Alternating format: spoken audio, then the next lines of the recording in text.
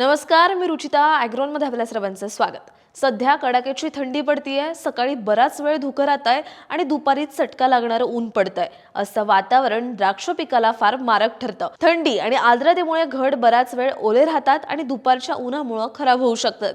आता खराब म्हणजे काय होतं तर द्राक्षांमध्ये मण्यांची जळ होते, पिंक बेरीची विकृती येते आणि पानंही करपतात.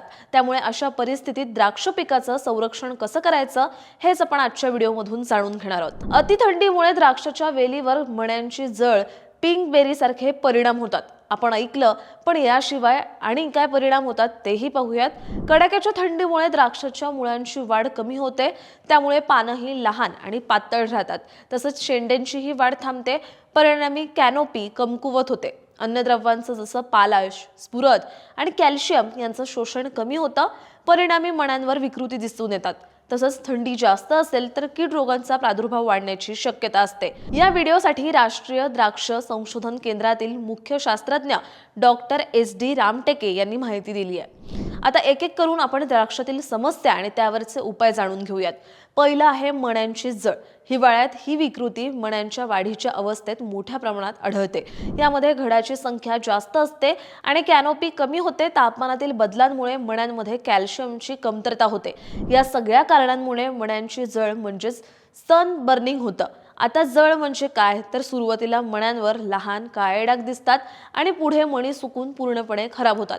त्यामुळे समजून घेऊयात की या मण्यांच्या जळावर आपण काय उपाय करू शकतो ते.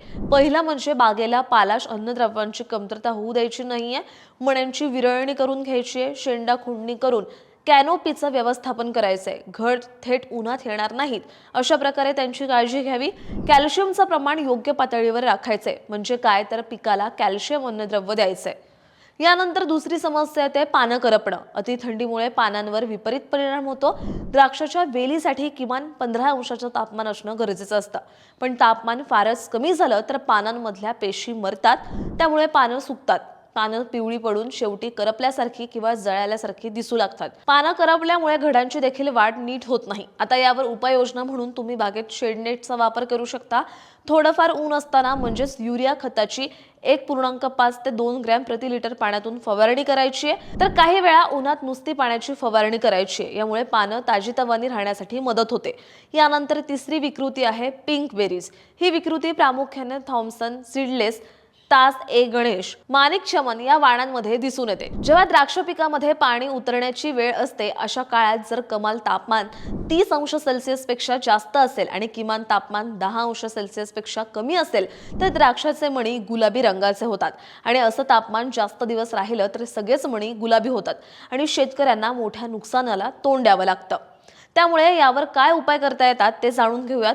तर सोपं आहे. पहिलं तर बागेत ठिकठिकाणी शेकोटी पेटवून बागेचं तापमान वाढवायचंय.